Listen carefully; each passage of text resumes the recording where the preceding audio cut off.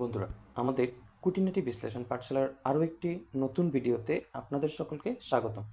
আজকে আমরা সদ্য প্রকাশিত হওয়া প্রধান শিক্ষক নিয়োগের যে সার্কুলারটি সেটি নিয়ে আলোচনা করছি। আমি ইতিমধ্যেই প্রাইমারি শিক্ষক নিয়োগের যে সার্কুলারটি সেটির ছবিটি আমার মোবাইলে সংরক্ষণ করে রেখেছি। আমি এটি আপনাদের দেখাচ্ছি, একটু দেখুন। এটি হলো এই যে প্রধান শিক্ষক নিয়োগের যেই সার্কুলারটি, সেটি এখানে দেখানো হচ্ছে। প্রধান শিক্ষক 11তম গ্রেড ও 12তম গ্রেড পদ 2169। এটি হলো প্রাথমিক ও গণশিক্ষা মন্ত্রণালয়, প্রাথমিক শিক্ষা অধিদপ্তরের অধীনে। প্রাথমিক ও গণশিক্ষা মন্ত্রণালয় আপনাকে নিয়োগ প্রদান করবে। দেখুন, এখানে প্রশিক্ষণপ্রাপ্ত হয়ে গেলে আপনি বেতন পাবেন 12,500 থেকে 30,230 টাকার মধ্যে।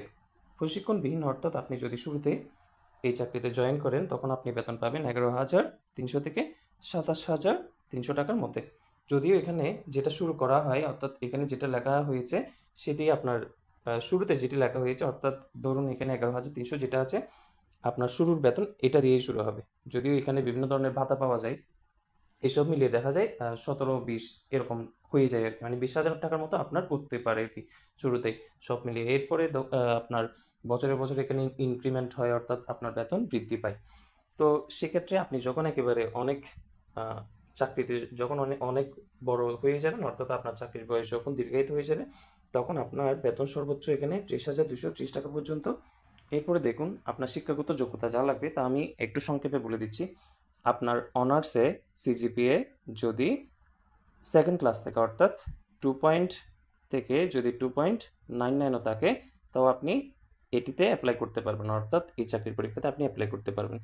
আর ফার্স্ট ক্লাস থাকলে, অর্থাৎ 3 পয়েন্ট বা 3 পয়েন্ট আপ থাকলে তো কোনো কথাই নেই। অর্থাৎ জীবনে কোনো পরীক্ষায়, অর্থাৎ সেটি আপনার এসএসসি হইতে পারে, এইচএসসি হইতে পারে, কিংবা অনার্স হইতে পারে, এই সকল পরীক্ষাগুলোতে কোনোটাতে আপনার সিজিপিএ সেকেন্ড ক্লাসের নিচে গ্রহণযোগ্য হবে না। এটি হলো আপনার শিক্ষাগত যোগ্যতার মানদণ্ড। এরপরে দেখুন, এখানে লেখা আছে তফসিল 2 অনুযায়ী গৃহীত পরীক্ষায় উত্তীর্ণ। এটি বলতে এখানে যেই আপনাকে 90 মার্কের এমসিকিউ পরীক্ষা দিতে হবে সেটি, এবং 10 মার্কের একটা ভাইভা পরীক্ষা দিতে হবে যদি আপনি এটিতে টিকেন। তো এই দুইটা পরীক্ষায় উত্তীর্ণ হলে আপনার চাকরি কনফার্ম। এখানে ভাইভাতে 10-এ 5 পেলে পাস, এবং আপনার 90-এ আপনার 45 পেলে পাস। অর্থাৎ টোটাল যদি আপনি 90-এ 45 পান, তখন আপনি লিখিত পরীক্ষায় পাস করবেন, অর্থাৎ এমসিকিউ পরীক্ষায় আর কি। আর আপনি যদি 90 মার্কের পরীক্ষায় পাস করেছেন, তখন আপনাকে ভাইভার জন্য ডাকা হবে, ভাইভাতে 5 নাম্বার।